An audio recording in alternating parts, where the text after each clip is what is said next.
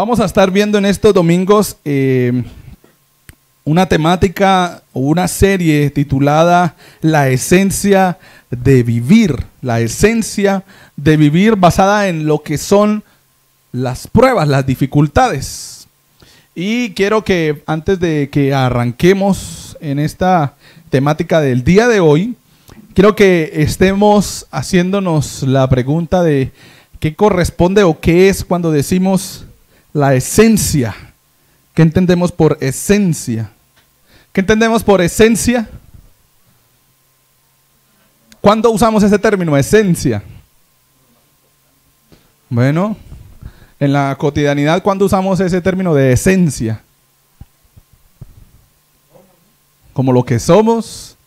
Cuando usted va a comprar algo que tenga algún olor, usted usa esa referencia, ¿no? De qué esencias tiene, ¿no? ¿Qué esencias tiene o qué olores? A veces lo asimilamos con eso. Pero si nota usted la característica de la esencia, cuando le hablamos así de olores, es algo que representa algo, ¿no? Si usted dice, esto huele, tiene la esencia de canela y manzana, que es uno de los olores que se usan de pronto en la casa, o a pino, es otro de los olores, tiene esencia de eso, ¿no? Pero, ¿qué quiere decir eso? Es decir, que la esencia de la canela y de la manzana están en ese recipiente que compramos para echarle a veces al piso, o la esencia del pino, o la esencia de lo que sea, está en ese recipiente que compramos para echarle a la casa, o para que huela a rico. No quiere decir que la esencia de ese recipiente es esa, es decir, que usted ahí va a encontrar la esencia misma de lo que es eso. O sea, que cuando usted dice canela, usted no piensa en ese recipiente que usa para echar en el piso. Cuando usted piensa en canela, usted piensa en las astillas de canela, ¿no? Que de ahí viene de pronto, nuestra mente siempre se traslada a lo que es realmente la característica de cada una de las cosas que de pronto nosotros pensamos cuando vemos olores. No sé si de pronto usted ha pasado por ese momento cuando usted huele a algo, va por la calle y huele algo, y usted dice, uy, me transportó a cuando estaba pequeño, o cuando tal cosa, o cuando iba a tal lugar, o cuando probé tal cosa, o me acordó de esta persona, porque a veces los mismos perfumes recuerdan a las personas, y es esa la esencia, es decir, eso que a usted lo identifica, o que usted identifica como perteneciente a otra cosa, ¿no? Que usted sabe, esa es esencia de esta cosa o de esta persona, y era lo que ustedes mencionaban hace un momento, ¿no? Es característico de algo en especial, característico de algo como tal. Y la esencia de vivir, lo que quiero que pensemos con la esencia de vivir, es característico de vivir, o sea que usted siempre lo tendrá que vivir. Si hacemos un listado, y vamos a tratar de hacer un listado aquí entre nosotros, de qué cosas en la vida todos compartimos. ¿Qué cosas en la vida usted dice, bueno, esta prácticamente todos pasamos por eso, todos vivimos eso, o todos hacemos eso, o todos celebramos eso? Puede ser también. Las celebraciones, ¿no? Se comparten mucho. Los cumpleaños, las festividades de los festivos que tenemos en Colombia. Pero ¿qué otras cosas usted dice esto le pasa a todo el mundo? ¿O todo el mundo lo hace? ¿No todo el mundo come? ¿No todo el mundo duerme? ¿No todo el mundo pasa por enfermedades? O alce la mano aquí que nunca haya estado enfermo. Todos pasamos por eso, ¿no? No todos los que estamos acá respiramos. Si no, no estaríamos acá. Si no, no estaríamos acá. Todos los que estamos acá pensamos. Todos los que estamos acá, hasta el momento, caminamos y hablamos. Son cosas que compartimos, porque son esencia de vivir. Los seres humanos se diferencian en esas cosas de los seres animales. ¿Los animales respiran? Sí, claro, porque si no, pues no sería un ser vivo. Pero ¿piensan? Se mueven por instinto. Ahí hay una esencia distinta. Los animales caminan, muchos de ellos sí, otros se arrastran o se mueven de alguna otra manera, pero ellos saben realmente qué es lo que van a hacer en el día, o su caminar como tal, decir hoy tengo que ir a hacer esto, hoy tengo que ir a hacer aquello. No, ahí está la esencia separada. ¿Y saben en cuál? Si vemos de pronto la diferencia entre los seres humanos y los seres vivientes, ¿saben dónde está la diferencia en la Biblia del humano y del ser vivo normal? Recordemos la creación. El Señor creó todo de la nada. Y cuando creó al hombre también de la nada, le dio algo que no le dio a los animales. Ajá, muy bien, hermana María. El soplo, ¿no? El aliento. Solamente se lo dio al hombre. Y luego del hombre salió la mujer. O sea que la mujer también tenía parte de ese soplo de vida, dice en Génesis, ¿no? Que le impartió al hombre como tal. A los animales no les impartió eso. Es decir, que nuestra esencia de vivir, si la vemos desde el punto de vista de Génesis, es la de Dios. Porque de ahí viene lo que nos hace distinto a lo que es el ser vivo, normal, o las plantas o los animales no tienen el soplo de Dios. Pero en ese mismo sentido de qué cosas nosotros compartimos o qué aspectos de la vida nosotros compartimos que se convierten en lo que es la esencia de vivir, usted también tiene que recordar que todos pasamos o compartimos o vivimos pruebas. Pasamos por dificultades, pasamos por problemas, todos. En la tierra pasamos por dificultades. No hay nadie que pueda decir en la tierra: yo nunca he tenido un problema, nunca he tenido una prueba. Y el que de pronto lo dijese, pues sería un mentiroso, ¿no? O tiene un problema en su mente. Tiene un problema en su mente, ella tiene una dificultad. Todos pasamos por pruebas. Y a veces creemos que algunas riquezas nos van a liberar de pasar por pruebas. Pero aún el que lo tiene todo económicamente hablando, pasa por pruebas. Y pasa por dificultades, y todos estamos limitados a eso, a sufrir y a pasar dificultades y a pasar las pruebas que el Señor permite o que el Señor pone delante de nosotros. Y eso también es la esencia de vivir. Entendamos eso. Entendamos que pasar por las pruebas también es vivir. Pasar por las pruebas también es tener esa esencia de vivir que nos hace a nosotros distintos de los seres humanos normales. La naturaleza de las pruebas. Comprendamos la naturaleza de las pruebas. Ese va a ser el tema de hoy, la naturaleza de las pruebas. Es decir, cuál es la característica de la prueba, qué dice la Biblia de las pruebas. El próximo domingo estaremos hablando también de las pruebas, pero estaremos hablando de cuál es el propósito de las pruebas. ¿Para qué? ¿Para qué las pruebas? Y el otro domingo, si el Señor lo permite, estaremos hablando de cuál debe ser mi actitud frente a las pruebas. Así que no se puede perder estos 3 domingos si quiere tener claro lo que son las pruebas. Hoy vamos a hablar de qué son las pruebas, qué dice la Biblia acerca de las pruebas, y en ese mismo punto vamos a ir al libro que leía hace un momento nuestro hermano Mateo en 2 de Corintios 4:17. Segunda carta a los Corintios, capítulo 4, versículo 17. Vamos a quedarnos ahí por un momento y vamos a leerlo a una sola voz. Déjenme que me pasé. 4:17 a una sola voz. Vamos a leer ese versículo del segunda carta de Corintios 4:17. ¿Estamos ahí? Bueno, vamos a colocarnos sobre nuestros pies para que se estiren ahí un ratico y leemos este versículo, y así ustedes van haciendo ejercicio en esta mañana. 4:17 de segunda a los Corintios, dice a la voz de 3, 2, 3. Porque esta leve tribulación momentánea produce en nosotros un cada vez más excelente y eterno peso de gloria. Pueden sentarse, mis hermanos, y descansar de tanto tiempo de pie. 2 características. Iniciamos con la primera que aparece ahí. Y quiero que estemos recordando quién está escribiendo este pasaje. ¿Quién escribe este pasaje? El hombre Pablo. Y la primera característica que él dice de las pruebas en el versículo 17 es esta leve. Usa el término tribulación, que básicamente traduce lo mismo que pruebas o dolor o dificultad. Esta leve tribulación. Suena a que a Pablo le da igual si está en pruebas o no. Suena que a Pablo como que, bueno, estoy en una prueba. Pero quizá no es eso realmente lo que está queriendo decir Pablo. Cuando habla de leve tribulación, está diciendo de poco peso. Es decir, que para él era de poco peso una tribulación. A él no le pesaba cargar una tribulación, a él no le afectaba sufrir o pasar por una dificultad o una prueba, porque para él eso no pesaba tanto. Es más o menos la idea de cuando dice el término, cuando dice leve, es decir, de poco peso, que no le pesa nada. Pero vamos a ver algunas cosas de las cuales Pablo vivió, o pruebas por las cuales Pablo vivió, y vamos a ver ¿Por qué? ¿Cómo así que Pablo ahora dice que esas leves tribulaciones? En 2 Corintios 4, 8 al 12, vamos a repartir las citas así rápidamente para poder participar todos. 2 Corintios, en el versículo que estamos, en el capítulo, perdón, que estamos 4, versículo 8 al 12. Vamos a leer ahí algunas características de las cosas que vivió Pablo. Dice el versículo 8 en adelante, que estamos atribulados en todo, mas no angustiados, en apuros, mas no desesperados, perseguidos, mas no desamparados, derribados, pero no destruidos, llevando en el cuerpo siempre por todas partes la muerte de Jesús, para que también la vida de Jesús se manifieste en nuestros cuerpos. Porque nosotros que vivimos siempre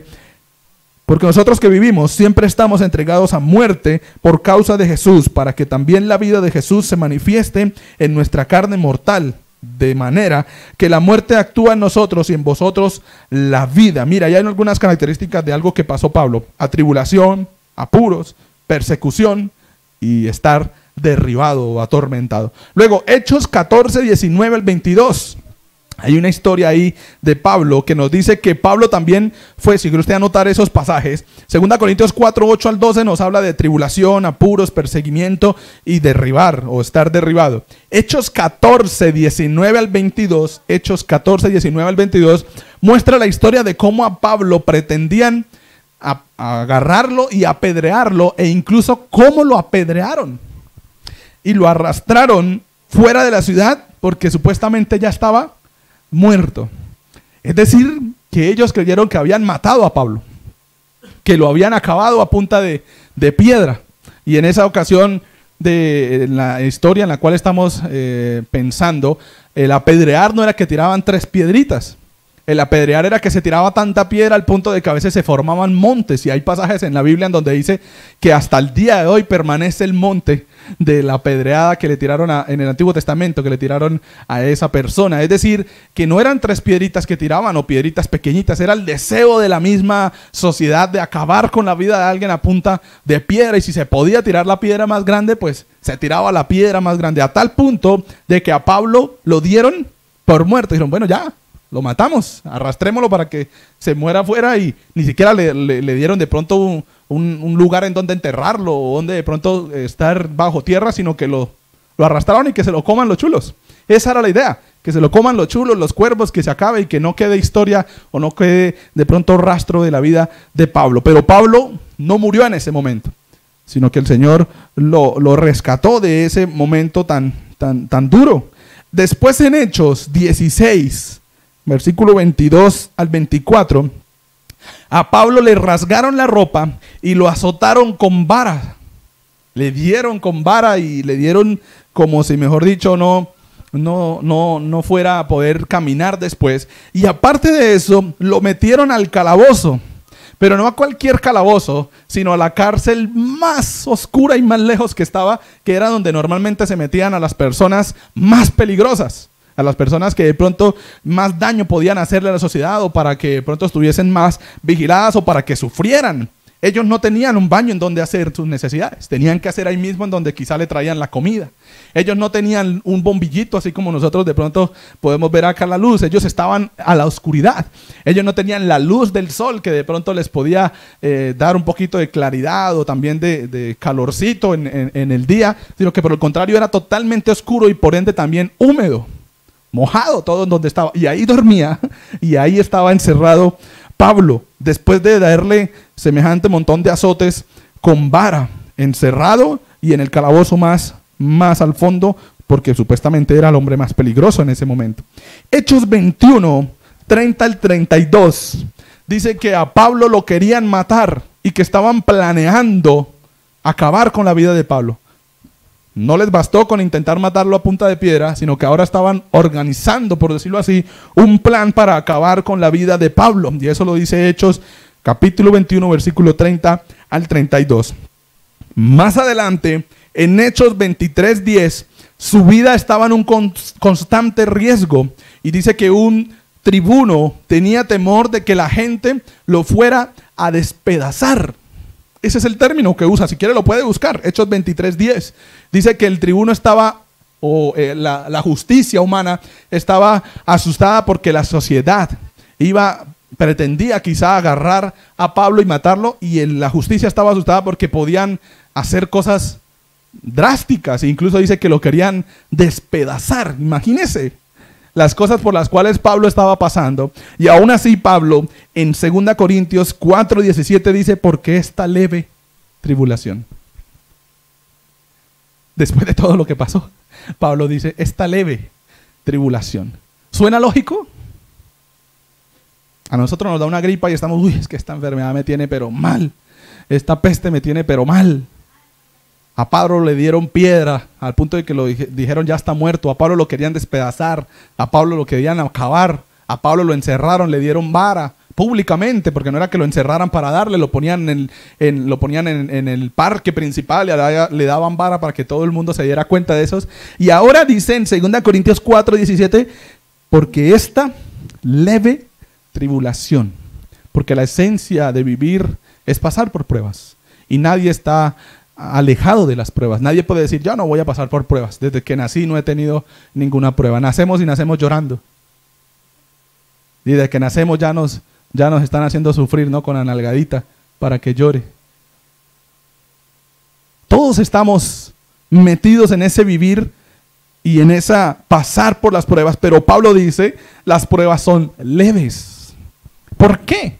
Y quiero que pasemos la otra diapositiva y respondamos a eso. ¿Por qué para Pablo todas esas cosas eran de poco peso? ¿Por qué para Pablo esa apedreada que le dieron? ¿Por qué para Pablo ese castigo en vara? ¿Por qué para Pablo ese encarcelamiento? ¿Por qué para Pablo ese deseo de que la gente lo despedazara? Ahora dice acá que es liviano, que eso no es mayor cosa. Sencillamente porque tenía claro Pablo que era Dios quien fortalecía y quien cargaba el peso de esa prueba. No era él el que estaba cargando ese peso. No era él el que estaba cargando ese dolor, sino que él todo lo depositaba en el Señor. Todo lo depositaba en él y descansaba. Esa es una característica, porque a veces nosotros vamos a Dios y depositamos las cosas en él, pero no descansamos. Decimos: Señor, mira, estoy pasando por esto, por esta dificultad, pero se la pongo ahí en un momentico en las manos del Señor, vuelvo, le recojo y me la cargo y me voy otra vez sufriendo con todo lo que venía supuestamente a descansar en las manos de Dios. Pero Pablo no hacía eso. Pablo iba y le decía: Señor, me van a apedrear y descanso en ti. Si quieres que muera y si quieres que se acabe mi vida, será tu voluntad. Descansaba completamente. Luego Pablo, cuando le dieron vara y toda esa situación: Señor, yo sé que tú me sacarás. Y pasó, ¿no? Después un terremoto y toda esa situación que pasó cuando estuvo encarcelado, pues lo pudo liberar de ese castigo que tenía. Y siempre estuvo el Señor ahí para guardarlo. ¿Por qué? Porque era el Señor el que estaba cargando el peso de la prueba de Pablo. Pablo podía decir: esta leve tribulación.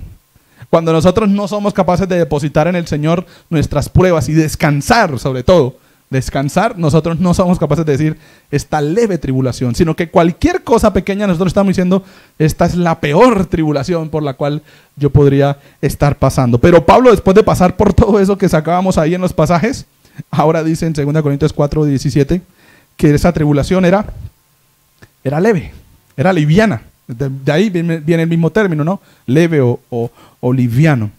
Pero no se queda ahí Pablo, sino que después dice: porque esta leve tribulación, y da otra palabra, momentánea. Era otra característica, o es otra característica de las pruebas. Momentánea, es decir, que tiene un principio y que también tendrá un fin. O alguien de ustedes, acá en los que estamos, inició una prueba en el Señor o una dificultad a los 2 años de haber nacido y hoy tiene 40, 50 y todavía está con esa dificultad o esa prueba. Y si fuera así, cuando ya no estemos acá en la tierra y estemos en la eternidad, ¿usted cargará todavía esa prueba y de pronto tendrá esa dificultad? No, porque en el cielo dice que seremos transformados y que tendremos un cuerpo transformado. No sabemos cómo es, pero no tendremos, dice que no habrá llanto, que no habrá dolor. Allá no habrán pruebas, allá estaremos todos disfrutando. Entonces, aún así la muerte termina siendo el fin de que si alguno de pronto ha pasado por una prueba durante toda su vida, la muerte termina siendo el fin para disfrutar en la eternidad de lo que es la vida eterna. A veces, y de pronto de de tan momentáneo, o como dice Pablo, una prueba, una tribulación momentánea, a veces nosotros no somos capaces de verlo así, como bueno, esto estoy pasando por una prueba y pues en algún momento tendrá que acabarse y tengo que descansar en el Señor y ponerle al Señor y empezar a hacer lo que el Señor quiere que yo haga. ¿Por qué? ¿Por qué no somos capaces a veces de hacerlo así? Porque estamos tan ocupados o preocupados en las cosas materiales. Creo que está en la otra diapositiva, ¿no?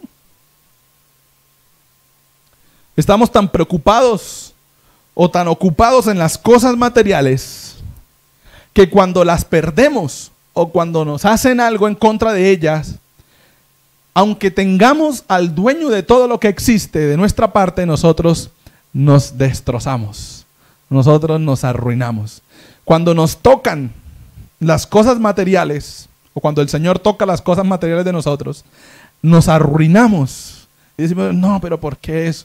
En alguna ocasión hablaba con Melissa y le decía, ¿en qué área o en qué aspecto el Señor nos irá a probar? Echemos de pronto cabeza a qué estamos dedicando más nuestro corazón desde el punto de vista material, y quizá ahí el Señor va a tocar nuestro corazón, porque el Señor no quiere que en nuestro corazón el primer lugar sea algo material. El Señor quiere que nuestro corazón en primer lugar siempre sea para Él, y el resto de cosas dice que vendrán por añadidura, pero dice que usted tiene que buscar primeramente el reino de Dios y su justicia. Si hacemos eso de buscar primeramente el reino de Dios y su justicia, uno, las cosas vendrán por añadidura, y cuando el Señor o el vivir nos pruebe en el área material, a nosotros no nos va a doler, porque nosotros tenemos en primer lugar el reino de Dios y su justicia. Y eso era lo que hacía Pablo. Pablo tenía claro que él no era eterno en la tierra, que él no iba a pasar su eternidad en la tierra sufriendo, sino que por el contrario en algún momento se iba a ir a la eternidad en donde no existen las pruebas. Se iba a ir a la eternidad en donde no existe el dolor. Y si la prueba o la dificultad en la tierra lo iba a llevar a la muerte, Pablo es capaz de decir, para mí el morir es ganancia. Para mí el morir es ganancia. Para mí el vivir es Cristo y el morir es ganancia. ¿Por qué? Porque Pablo sabía que si existía una prueba que pudiese acabar con su vida, aún acabar con su vida terminaba siendo disfrute para él, porque vivir la vida eterna con el Señor. Pero nosotros somos capaces de decir eso. ¿Seríamos nosotros capaces de decir, bueno, si me muero en esta prueba que estoy pasando, pues gloria a Dios porque voy a ir a la eternidad con Él?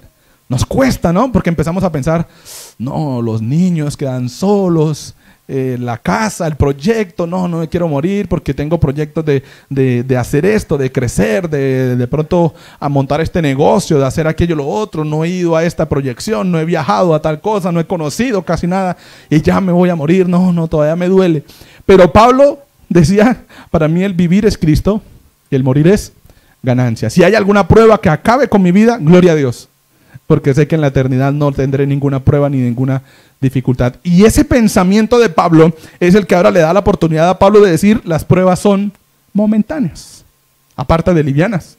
Pero él decía livianas porque depositaba el peso en el Señor, pero ahora dice momentáneas en 2 Corintios 4:17, porque él sabía que si la prueba de pronto se alargaba y acababa con su vida, aún así, ahí cuando acabara con su vida, ahí se acababa también la prueba y empezaba a disfrutar de la vida eterna con el Señor. Dos características en 2 Corintios 4:17 de las pruebas, de lo que son o de lo que es la naturaleza de las pruebas. Una, que son leves, pero solo cuando usted deposita ese peso en el Señor y descansa.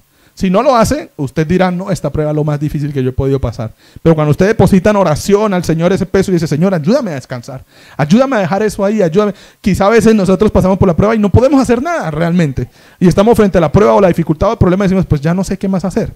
Y aunque no sabemos qué más hacer, y vamos al Señor y le decimos, Señor, lo pongo en tus manos y quiero descansar, seguimos con ese peso detrás diciendo, pero ¿qué vamos a hacer? ¿Pero cómo vamos a hacer? O sea, es como que usted le da un poquito del peso al Señor y la mayoría del peso usted lo carga, como si usted fuera Dios, como si usted fuera más poderoso que Dios. Si usted se va a acercar al Señor, procure acercarse al Señor con la intención de decirle, Señor, quita de mí ese peso de esta prueba y ayúdame a decir, como Pablo dijo, leve tribulación.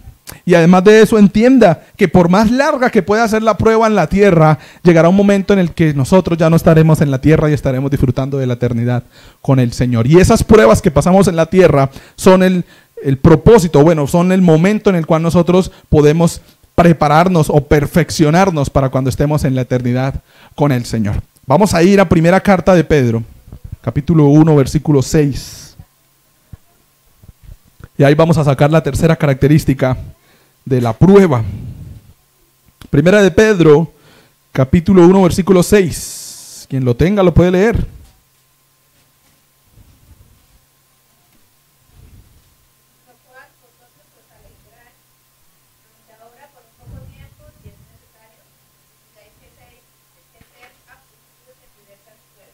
Bien, termina diciendo el versículo 6, tengáis que ser afligidos, ¿en qué? En diversas pruebas. Esa es la tercera característica, que las pruebas son diversas. Es decir, que usted no pasará una sola prueba, sino que dice que son varias. Así que esa es la esencia de vivir. Entienda que vivir también es pasar por pruebas. Entienda que vivir también es pasar por dificultades. Dios vino a vivir a la tierra y no vino a pasar la tierra o a vivir en la tierra de manera suave o relajada. Pasó las pruebas y dice que en todo fue tentado, pero nunca pecó. Es decir, que también pasó las pruebas que usted y yo pasamos. Dice el Señor, dice la Biblia, dice que Él también estuvo mal, que estuvo a tal punto de que quizá Él deseaba que el Señor pasara de Él esa copa, ¿no? Dice, por favor, ya no más, no quiero pasar esto, pero aún así Él tenía claro qué era la solución. Y quiero que alguien nos esté de pronto, bueno, no vamos a leer esa, pero sí vamos a leer Lucas 22, 41 al 42, que nos habla de cómo el Señor Jesús enfrentó las pruebas diversas. Y en 2 Corintios 11, 23 al 28 nos dice, o nos da un pequeño resumen de todas las pruebas que pasó Pablo. Si de pronto leamos rápidamente 2 Corintios 11, 23. Creo que lo tengo acá ya. 11, 23 dice, son ministros de Cristo, como si estuviera loco hablo, yo más en trabajos más abundantes, en azotes sin número, en cárceles más, en peligros de muerte muchas veces. De los judíos 5 veces he recibido 40 azotes menos 1. 3 veces he sido azotado con varas, 1 vez apedreado, 3 veces he padecido naufragio, 1 noche y 1 día he estado como náufrago en alta mar, en caminos muchas veces, en peligros de ríos, peligros de ladrones, peligros de mi nación, peligros de los gentiles, peligros en la ciudad, peligros en el desierto, peligros en el mar, peligros entre falsos hermanos, en trabajo y fatiga, en muchos desvelos, en hambre y sed, en muchos ayunos, en frío y en desnudez, y además de otras cosas, lo que sobre mí se agolpa cada día, la preocupación por todas las iglesias. Y empieza a mencionar también las enfermedades. Mire el listado que de pronto nos pone ahí el apóstol Pablo de las cosas que él vivió, de las diversas pruebas. No fue siempre la misma, ¿no? No fue siempre la misma. Incluso desde el momento en el que él aceptó al Señor o en el que él tuvo el encuentro con el Señor, ahí empezó con una prueba. ¿Recuerdan? ¿Cuál fue la prueba? Que quedó prácticamente ciego, no podía ver porque pues había tenido ese encuentro con el Señor Jesús. Empezaron las pruebas a Pablo desde el momento en el que reconoció al Señor como su Salvador o en el que tuvo ese encuentro con el Señor. Y de ahí para allá empieza a mencionar todas esas pruebas que tenemos en 2 Corintios 11, 23 al 28. Ahí está el pequeño resumen. No fue una sola vez la que lo azotaron con vara. Dice que fueron 3 veces. 3 veces le dieron vara. Incluso usa el plural para referirse a las pruebas, a muchas de esas. Entonces da a entender que fueron más de una vez las veces que sufrió esas pruebas. Pero como el Señor Jesús nos deja el ejemplo en Lucas 22, 41 al 42, de aunque se pasen por diversas pruebas, existe una solución. ¿Qué dice Lucas 22, 41 y 42?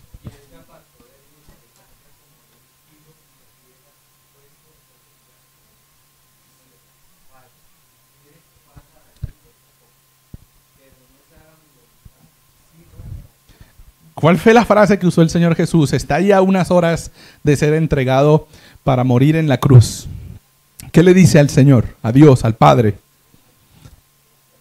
Pasa de mí esta copa. Eso lo podríamos decir todos, ¿no? Señor, por favor, ayúdame a salir de esto. No permitas que pase por esta dificultad. Pero ¿cómo sigue diciendo Jesús? Que no se haga mi voluntad, sino la tuya. Porque nuestra voluntad es esa, que el Señor pase de nosotros la copa, que no pasemos por pruebas, que no pasemos por dificultades, que no haya en nosotros pruebas. Pero como la esencia de vivir es pasar por pruebas, pues nosotros tendríamos que decirle al Señor, Señor, que no se haga mi voluntad, sino la tuya. Porque la voluntad de Dios es buena, agradable y perfecta. Es decir, que no se le escapa a nada y que Él sabe hacia dónde vamos. 1000 pruebas, una única solución. Dios. Que se haga la voluntad de Dios, no la mía. Y habrán 1000 pruebas, habrán 1000, dice que son diversas en 1 de Pedro 1:6, pero solo existe una solución para todas esas pruebas y es el Señor. Es Jehová, es Dios, como lo quiera llamar. Él es el que realmente nos va a ayudar a salir de las pruebas diversas que podamos pasar en la tierra. 1 de Pedro 4:12 nos da ya para terminar el último o la última característica en esta mañana de lo que son las pruebas. 1 de Pedro 4:12.